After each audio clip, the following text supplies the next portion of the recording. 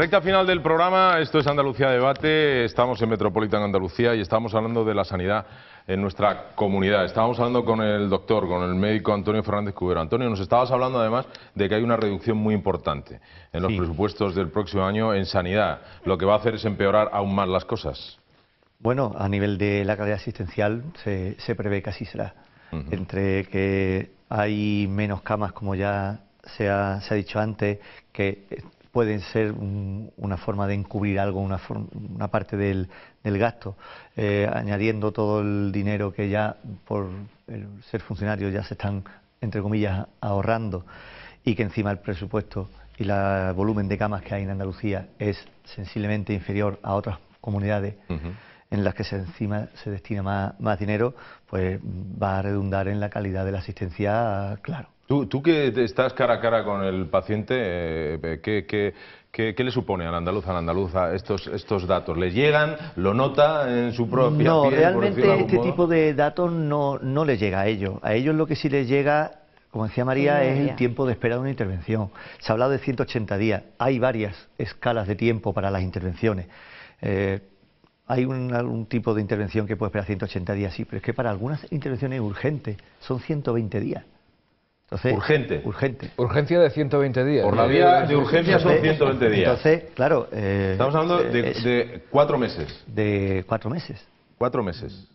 Entonces, de verdad, hay casos... ¿Ha dado tiempo a morirse 5 veces? A mí me da mucho pudor este tipo de cosas y yo soy muy escrupuloso hablando de esto. Vamos a ver. Hay casos reales, a ti como médico, a vosotros como profesionales de la sanidad, como enfermeros y enfermeras, de alguien con una enfermedad grave que haya tenido que esperar 4 meses para que le intervengan? ¿Realmente? ¿Lo conocéis? Yo, en principio, no. No, en principio, cuando yo hablo de urgente es porque es el tipo el diagnóstico es el que te da la mayor o menor urgencia. Normalmente no, normalmente alguien muy urgente, gracias a Dios, es atendido en unos plazos bastante correctos. ¿Pero por qué? ¿Porque intercede el médico, intercede un familiar del paciente, lógicamente, el mismo paciente? Lógicamente el peligro para la vida es uno de los indicadores que primero... priman, ¿no? Exactamente. Yo en la parcela a la que yo me dedico, como decía María, hay enfermos que tienen una lesión, por ejemplo, de menisco. Se sabe que es una lesión que no es en ningún caso peligrosa para la vida, pero que sí es muy incapacitante para el paciente, y ya no solamente para el paciente, sino lo que puede implicar de una persona 4 meses de baja esperando para una intervención que a lo mejor resulta que son 20 minutos. Con todos los gastos que conlleva eso, ¿no? A todos los niveles. Y además la mala suerte de las enfermedades intercurrentes, de una persona que está pendiente de una intervención y por medio tiene otra enfermedad. Y ahora cambia de lista. Los tiempos esos se demoran, como decía Antonio, ¿no? Esa persona está pendiente de esa intervención, llega el momento en que tiene que acudir a ese centro y por el colapso de camas, por esas obras que hemos comentado antes cerradas, no se puede intervenir. Se le manda para casa a espera de que se reabran esas camas para poder asistirlo y poder intervenirlo. Incremento de esa frecuencia a urgencia, con incremento de la sobrecarga, y ahí el ciudadano es cuando se da cuenta realmente ese colapso que hay, ¿no? Y demanda, como decía Antonio, un poco la calidad, ¿no? Ya no se puede atender igualmente con la presión que a veces se ejerce. El dato de 900 camas está muy bien, ha hecho una apreciación ahora en la pausa publicitaria Juan Carlos Jiménez Laz, y es que hablabas de la cantidad de camas, aparentemente 900 camas, bueno, no llegan ni a 1000, ¿no? Hay alguien que puede decir, bueno, no llegan ni a 1000, tampoco se han cerrado tantas, ¿no? Juan Carlos, hay un dato importante para que veamos la proporción. Claro, lo que pasa es que hay que proporcionarlo porque el total de camas en Andalucía está en el entorno de los 15.000, algo más de 15.000, 15.100 algo. Entonces, claro, 911 sí es una proporción bastante importante de esas 15.000. Pero es que te voy a decir algo más, ya que me has dado pie. Y ya me lo tomo. Quédatelo. Es que la recomendación de la Organización Mundial de la Salud es que haya entre 8 y 10 camas por cada 1000 habitantes. Eso es lo que recomienda la OMS. O sea, la media de España es de 2,9 camas. La media de España, 2,9 camas por cada 1000 habitantes. La media de Andalucía es de 2,13 camas. Es decir, como siempre, no llegamos ni a la media de España. Es decir, tenemos un déficit, de acuerdo a las recomendaciones de la Organización Mundial de la Salud, del 80% de camas hospitalarias. Si a eso le añadimos algunas cosas que se han ido denunciando, como que no se sigue un criterio para la construcción de edificios hospitalarios, precisamente un criterio de mapa sanitario o de necesidades o de demanda ciudadana, sino un criterio de colaboración financiera o económica o urbanística de los ayuntamientos correspondientes, eso está en los periódicos, se puede ver en las hemerotecas. Me sigo preguntando por la gestión y la política, que la política se entiende empresarial, la política de gestión de este Servicio Andaluz de Salud. Ya sabemos que tenemos buenos profesionales, sabemos que tenemos buenas instalaciones, sabemos que somos pioneros, que somos líderes en investigación.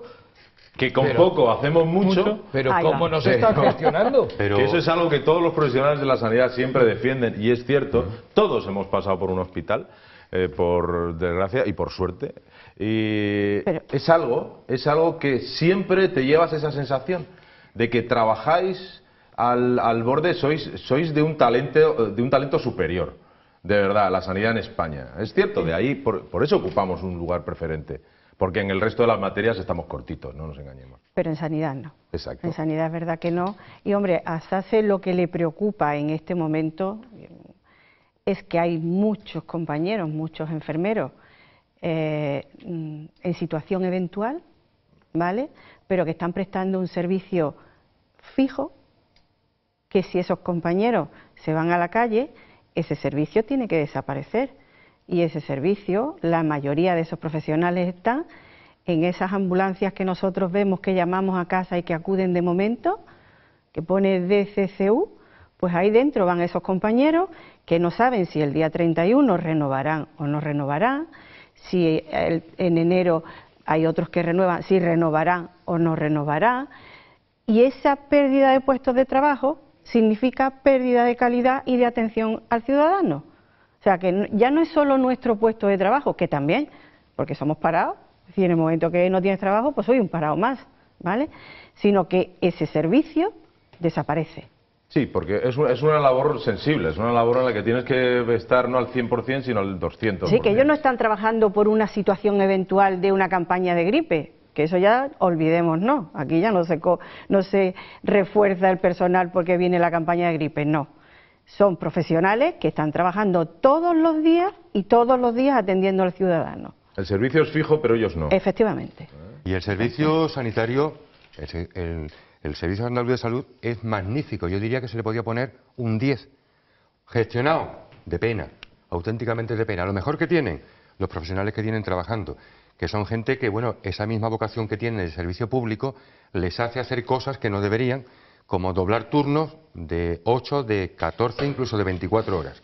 Y lo peor de todo esto, Agustín, y eso es bueno también que lo sepa Andalucía, es que la propia Junta, a través del Servicio Andaluz de Salud, intenta, que lo está haciendo, creo que vosotros lo sabéis mejor que nadie, externalizar y semi-privatizar algunos servicios de los hospitales públicos andaluces, en detrimento del personal precisamente de los propios hospitales. Es una nueva fórmula de gestión, ¿os acordáis? No sé Pero si os muy mala, acordaréis María, que dentro de Andalucía nosotros de hecho nos manifestamos y se paralizó ese nuevo modelo de gestión clínica, porque aunque la gestión clínica hay que hacerla y hay que hacerla bien, esta en concreto, esta fórmula que proponía el Servicio Andaluz, era una pérdida de todo para todos. Es decir, había que ahorrar, el euro era lo importante y no el ciudadano, había que ahorrar en personal, en sustituciones, en medicación con genéricos, en absorbentes de peor calidad, en todo había que ahorrar con ese modelo de gestión para que, bueno, los nuevos cargos nombrados para esa gestión tuvieran una productividad más Pero grande. bien remunerados, por cierto, Claro, si tú cumplías los objetivos. Claro, es decir, si tú ahorrabas mucho dinero... Exacto, te primaban encima. No si tú tenías unos índices de calidad buenísima de atención al paciente, no. Ahorrabas. Si ahorras dinero, tienes una remuneración O sea, yo mucho cotizo más de alta. primera, yo cotizo con seguros sociales de primera. Sí. Me lo cobran bien cobrado. Pero a su vez, el Servicio Andaluz de Salud externaliza un servicio para ahorrar dinero y para dar más asistencia de tercera. Por un señor que va a gestionar ese servicio o una empresa que lo que le preocupa es ahorrarle euros a la Junta independientemente de cómo me puedan atender. Disculpa, y además supongo que obteniendo algún beneficio, ¿no? Hombre, por supuesto. Con lo cual, eso por supuesto. se sigue Por reduciendo, encima de ¿no? todo. Claro. Y encima, por si no te vas contento, te dan una factura sombra, para que encima te hagas cargo y te des cuenta de lo que está Antonio, costando ¿verdad? lo que no te están dando. Antonio. Factura sombra, aclaramos lo que es. Efectivamente, Es un, aclaramos. es un supuesto en el caso de que tú tuvieras que pagar el servicio que Pero se te quita la gana de ponerte enfermo, vamos, cuando lo ves. Sí, No, porque pero son que, unas tarifas Antonio, agresivas. Pero Perdón, de todas maneras yo creo que lo de la factura sombra, bien realizado, podría concienciar también al ciudadano, al usuario y al paciente. El que está enfermo y necesita asistencia, que para eso está, para eso se paga y para eso el sistema andaluz de salud tiene la cobertura que tiene. Pero también el ciudadano de a pie debería entender que el primer perjudicado en la masificación y el primer perjudicado en el mal uso de esos recursos es el propio paciente. Al hilo del artículo que hemos visto antes sobre el tiempo medio de una consulta de un médico de familia, médico de cabecera, que tiene que ver en su periodo de trabajo 50, 60 y hasta 80 personas. ¿En una jornada? En una jornada. Sí. Eso implica... ¿De media cuánto sale? Pues media, pues según el artículo que se ha leído, me parece que no llegan a 5 minutos. ¿Qué ocurre con 5 minutos? Eso es lo que ve el paciente, que va a la consulta y poco menos no te has sentado y ya te están echando. Eso es lo que palpa el paciente, que llega y no le atienden. Eso puede generar muchos problemas, ya no solamente por parte de la asistencia en su calidad, sino de la posibilidad de errores que puede inducirse por la prisa de tener que sacar adelante esos 40 o 50 malos números. diagnósticos no acertados, ¿no? Exactamente. Eso Y ya no hablemos de complica. agresiones en los centros de salud, Ahí Pero va. ni nada de eso. Ahí. Pues esa demora, ese tiempo, el que está esperando allí el ciudadano, Exactamente. Para él su prioridad es su enfermedad que tiene en ese momento. después Él los se médicos- encuentra lo primero y vienen las agresiones. Desgraciadamente, el número está ascendiendo de manera indiscriminada, ¿no? ¿A quién hay que culpar de eso? Yo Pues a los Vamos a buscar un profesionales. responsable, Volvemos a la porque las cosas no vienen de... Pero el profesional lo que está sufriendo es una sobrecarga laboral, evidentemente. Claro, yo puedo Eso entender, está claro. yo puedo entender que Antonio, querías efectivamente, decir algo. porque a mí me ha pasado en la consulta, que tú en un momento determinado a una pregunta de un paciente, una respuesta, pues tú la des en un pequeño tono, quizás un poco más alto que otro, Sí. o a una pregunta mejor Desairado, sí. capciosa sin querer por parte del paciente, o a veces queriendo, pues tú tengas una respuesta porque al paciente no le guste, y de ahí que pueda haber un pequeño descontento por parte del paciente. Pero de ahí a la agresión, yo me extrañaría mucho que el paciente ¿Ha habido casos? de agresiones. Sí. Muchas. Sí, hombre. Muchas. Cada vez más. Sí, sí, Cada vez desgraciadamente. más. Están ya- aumentando la física. En este último año 2011 vamos por 200 agresiones físicas denunciadas en Andalucía. Estamos hablando de Sí, una cifra. en lo que va de este año. En lo que vamos de Faltan año. todavía 2 meses para Agustín, pero finalizar, 10 meses. observa el detalle, 200 agresiones físicas denunciadas. Denunciadas. Denunciadas. Sí, sí, sí, que no todas se Que no son denuncian. todas. Estamos hablando de una media de 20 mensuales. Mensuales. Bueno, las agresiones verbales Lo ni que se dice cuentan. Antonio, y las verbales ni se Ni se cuentan. O cuentan. sea, estamos teniendo una situación de tensión, vamos, que quien no sepa esto no se la puede creer, realmente. Me estaba hablando el realizador, perdóname, Ángel me dice que su cuñada, que es médico de familia, ¿qué le hicieron, Ángel? Ángel, le sacaron un cuchillo. Sí, Sí, sí, sí. Chanel. Bueno, y gente Se fue y que, llamó a un seguridad del centro. y gente que ha rodado la escalera a un centro de Tenía salud. suerte, había seguridad, Ah, porque claro, no Tuvo la he tuvo suerte visto. tu Obviamente, cuñada bueno, porque, todo. dice María, porque había seguridad. Claro, es Que que no en todos los centros el hay. problema de lo que estamos hablando, 5 minutos de media para un médico de familia. 5 minutos de media da tiempo a saludarlo, a que se siente y a Ya lo está y a echando. despacharle la receta. Y además, teniendo en cuenta que todo va informatizado, es decir, que hay que escribir en el ordenador, Sí, los informes, que sí. normalmente el médico, como otros muchos profesionales, no es experto en escribir informe. con los 5 dedos, es que se lleva mucho tiempo simplemente en preguntar, en intentar llegar a un diagnóstico y, por otro lado, que muchas veces el paciente no se explica con facilidad. No todo el mundo llega diciendo, tengo una disnea tal. Llega, yo me ahogo, yo me asfixio. Entonces, Claro. muchas veces tú tienes que intentar entender qué te está diciendo el paciente. Entonces lleva tiempo.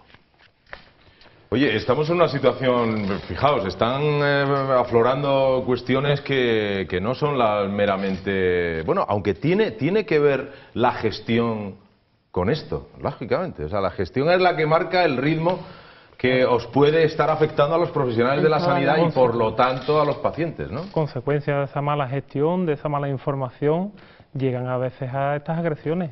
Si esa prevención en la salud o esa educación se difundiera de otra manera, el paciente o el ciudadano en este caso se tomaría las cosas de mejor manera y no llegaría a esa agresión.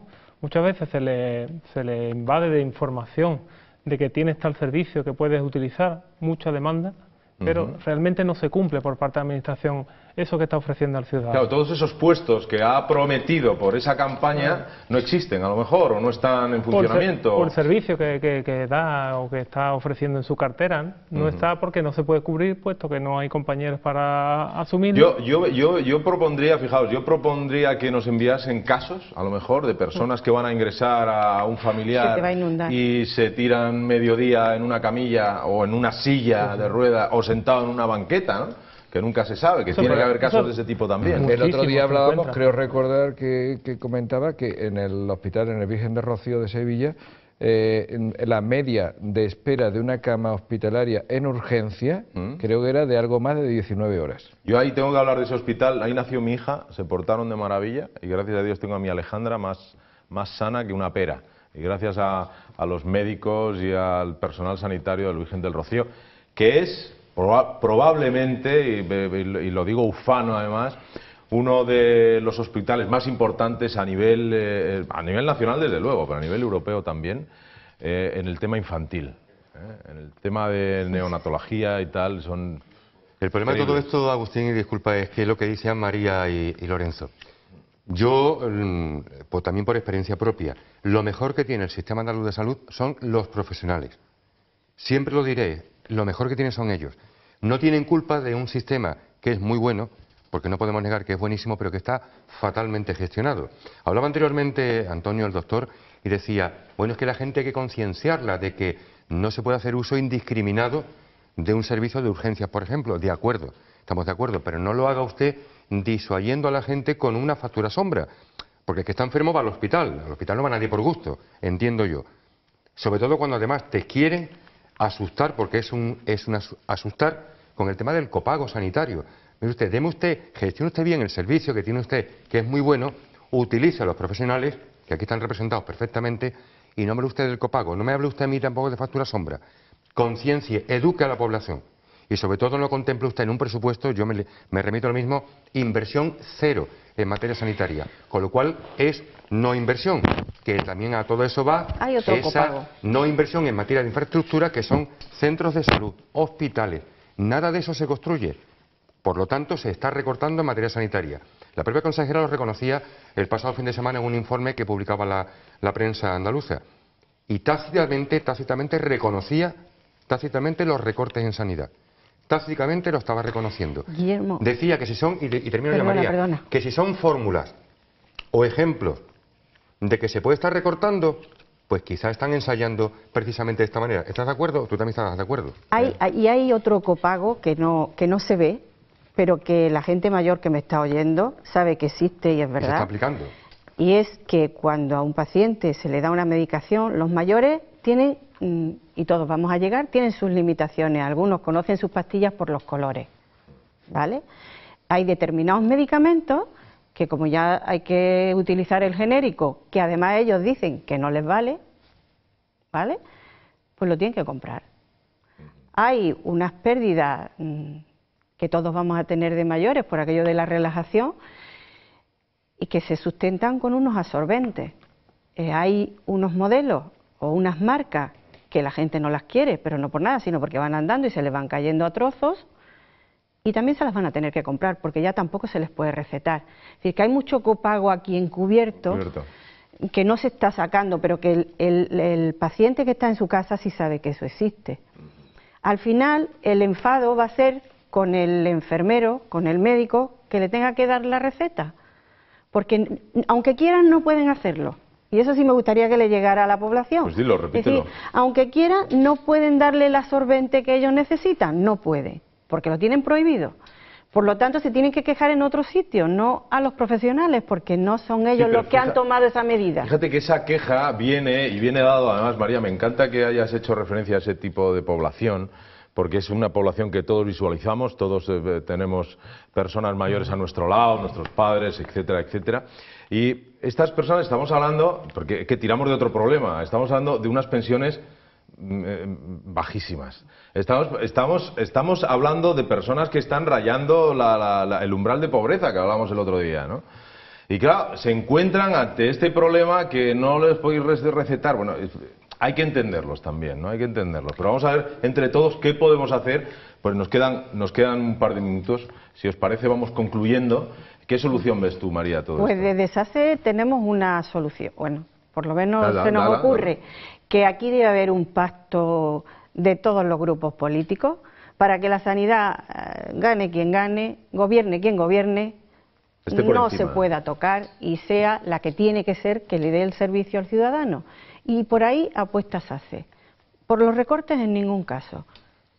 Antonio. Yo estoy de acuerdo con ellos. Hay que gestionar mejor los recursos que hay. Un pequeñísimo apunte en favor de lo que también se ha hecho antes de la persona mayor, que avala la calidad de la medicina española. Cada vez la mortalidad infantil es más chica, es menor. Antes era un 18%, ahora es un 3%.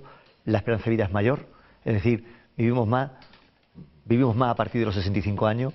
Eso implica multitud de patologías, como podemos pensar en cualquiera de nuestros madres y nuestros padres, y todo eso indica que hay una población que va a necesitar más esa atención médica y ese gasto médico. Si empezamos a recortar, de algún sitio hay que quitarlo, y lo que no puede ser es que lo quitemos de los mayores y lo quitemos de determinados servicios que nos pueden dar una velocidad de solucionar problemas que va a redundar en la calidad de vida de todos los pacientes. De todos los santos. Lorenzo.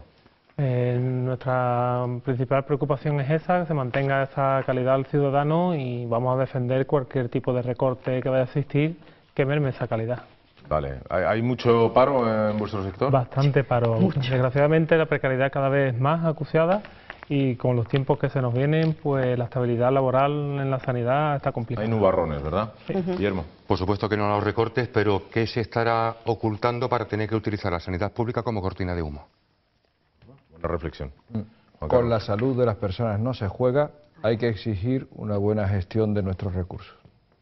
Perfecto, pues muchísimas gracias a todos. Hoy es jueves, mañana es viernes, último día de la semana, estaremos aquí, el lunes también, el martes vamos a descansar, pero de todos modos vamos poco a poco. Agustín, mañana en Metropolitan Andalucía, Andalucía Debate. Por favor, estad ahí, se os quiere, y gracias Andalucía. Hasta mañana.